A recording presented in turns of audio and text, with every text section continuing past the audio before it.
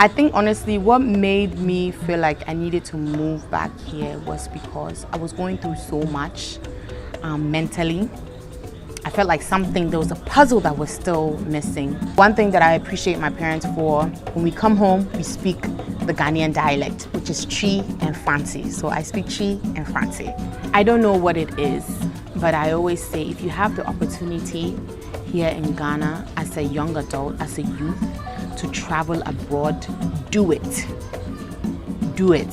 People don't really like me, and I wasn't feeling accepted. And even up to today, I still don't feel accepted. As for right now, if I go, it will take me a long time to come back.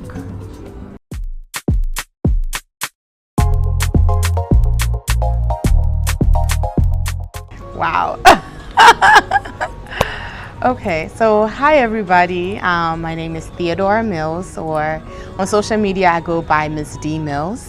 I'm a recent graduate from George Mason University. I studied international relations and conflict dispute. I've been everywhere. I've been in London, Jamaica, Ecuador, Mexico, you name it. Yeah, I've been everywhere.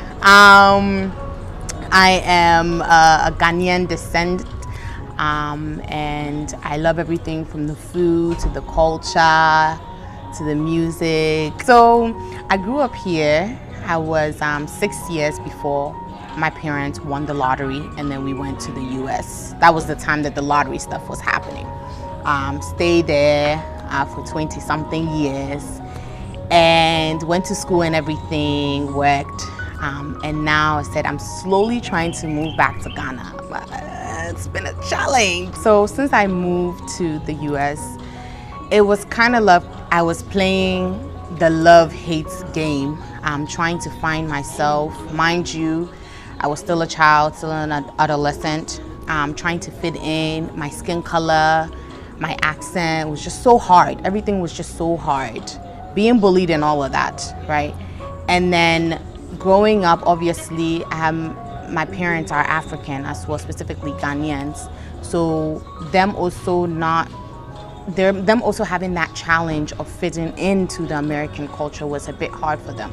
So anytime we would go out, me and my sister would have to show them or translate or till they got a hang of things. But one thing that I appreciate my parents for, when we come home, we speak the Ghanaian dialect, which is Chi and Fancy. So I speak Chi and Fancy. Shoot.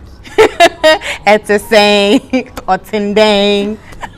So that's that. And then, you know, trying to move back here now, it's like, well, yes, you were born here, but we're not really going to accept you because your tonation is different. Now you think you lived abroad, so now you feel like you're better than us that haven't been abroad, or us that have been raised here. But that's not always the case. A lot of the things that I've seen, one thing that I've noticed here is people like to assume things. Just because I lived outside of Ghana, of Africa, doesn't mean that I've lost my touch of culture, the language, the food, everything. I still have it intact, yeah. But like they say, when you go to Rome, you must do what the Romans do, right? So if I'm here, I do what Ghanaians do. If I'm there, I do what the Americans do. And that is only between the language barriers, that's it. There was never a year where my sister and I and my parents would be, oh, let's go back home, let's see what has changed, you know? I think out of my group of friends, or my sister and I's group of friends, we were the most ones to always be, let's go back home, let's see what's going on. Others were always just, and Ghana hasn't changed and it's still the same, the people are still like that. But we like to see things for ourselves, and that's one of the reasons why we will come back every 4 to 5 years. And when we come back, we know we are not here to speak English, we are here to speak Chi or Fanti, and then learn a little bit of Ga, which I'm still working on it. So yeah, I think honestly what made me feel like I needed to move back here was because I was going through so much mentally. I felt like there was a puzzle that was still missing.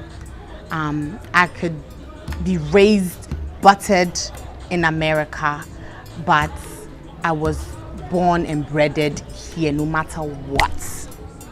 And I felt like some way, somehow, whatever I've learned over there, I need to utilize those skills, those intellect, bring it here and make something good, not just for myself, but also be part of the youth here and understand what exactly they're going through as well and make things better for both of us. Ah, Jesus!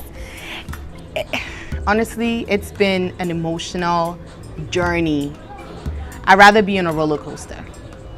It's been an emotional journey because from trying to pick an Uber or a Bolt to actually being here and working with among the local citizens, and again, the language barrier, the tonation, people are not accepting you the same way.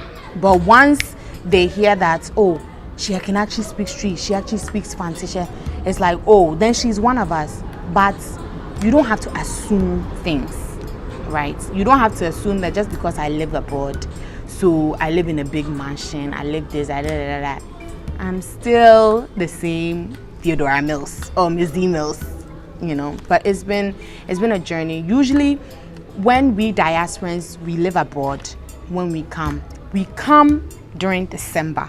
That's when it's holidays, the biggest Ghanaian, Christmas, New Year, everything, Boxing Day, everything is among. And now we have what, Constitution Day too. And it's crazy because this year I came and I stayed here almost for a whole year, worked, and now I'm getting a sense of, oh my goodness, even the work environment is sickening, you know. People don't want to adapt to change. When you are working, it's like, especially when I first started working down here, I'm like, people don't really like me. They will only like me just because of what I have or what I'm wearing or how I look, you know. And I wasn't feeling accepted, and even up to today I still don't feel accepted. I don't know what it is, but I always say if you have the opportunity here in Ghana as a young adult, as a youth, to travel abroad, do it. Do it. Your eyes will open to so many things. The things that you are dealing with here, you'll go there and you'll find things a little bit much easier, or you understand why we say certain things or do certain things. Like, I've been here for so long, sometimes, you know, us that we come from America, specifically DMV area, Maryland, DC, Virginia, sometimes we use the word whatever. But here, if you say whatever, they be like you are a rude young lady. But me, I look at it like it's nothing. You have to be able to understand people's culture, how they grew up, their behavior, their language, before you judge them, you know. Even for the fact that you do something, maybe at work or a different environment, church or something, they'll be like, oh, don't talk when an elderly person is talking, even though you know that the person is wrong. But because the person is older than you, they will shut you up. But in America, they don't teach you that. They teach you to speak up and say what you see. If it's wrong, it's wrong. It's not about the age. And that's one of the most things I fight with over here. Oh, you are too young. How can you become a manager? Oh, you are too young. How can you be doing this? Yes, I'm young, but I'm building an empire. How do I start? I'll give one example. When I came down here around March with my mom, and we were going all over the place to the GRA building to get even a TIN number. Fast forward, I got the TIN number. Now I'm back into the country, September. I was trying to get my Ghana card. Went back to the same GRA in Kennedy City building. And the man that was there taking charge of it, he said, where's your ID? I said, I don't have a Ghana ID, but I was told to bring my passport. So I guess there was some type of miscommunication. He opened up my American passport and he automatically said, you're not Ghanaian. And I literally felt like somebody had just poured cold water from my head to toe. And I said, I'm Ghanaian. I was born here. He said, no. He didn't even allow me to register, to do nothing to even get the GRA. So now what do I have to do? I had to go behind doors to just fight and get a Ghana card. And you know how hard it is now. If you don't have a Ghana card, you can't register your business, you can't do anything. Things here have been idolized in a political way that pushes us that were born here, that have gone abroad, pushes us away. And it shouldn't be so. I had to now re-get my new birth certificate, which I didn't know they didn't take the old one.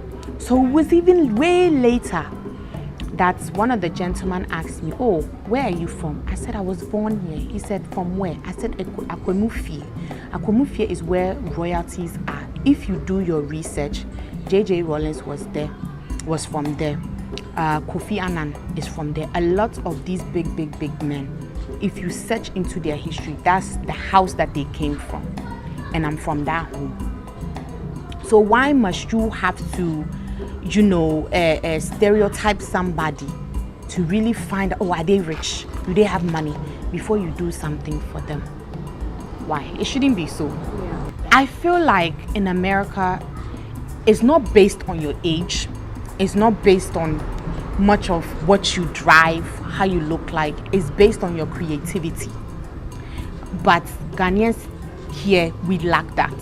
I've worked with so many young, talented creatives here in Ghana, and I've been in a situation where they come to me and they say, oh, Miss Dora, like, I thank you for this opportunity, because even my people here, they don't even respect my gifts. But if you see the amount of work that they do and how they do it, you'll be marveled. I always tell one graphic designer of mine, I said, hey, if you were in America, the amount of money they'll be paying you. And you've seen the work, the flyer that he's done for me. Everybody's marveled by it. But here, it's, well, I don't want you to come and take my job away. That type of fear. But yet, you're not doing your job properly. So if somebody else comes, yes, we will take it. And we will feel good about it. But I want them to understand that we diasporans and Ghanaian descent, African descent, we are not here to take anybody's job away. What we've learned outside is what we are bringing here to also add more value, to enhance it. We are not here to change it. We are here to enhance it. So give young people an opportunity here. I'm not saying that you're going to get it all good. Of course, nothing in life is perfect. But don't judge them based on how old they are. Give them a chance, because people really want to work. As for right now, if I go, it will take me a long time to come back. Yeah.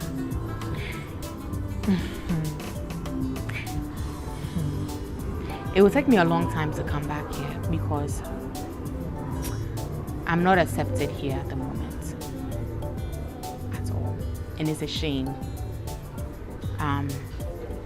Sometimes when you are living abroad and you are hearing stories of how maybe a young person have lost their job and this, and their manager has treated them bad and coming here to work and be part of the society is true.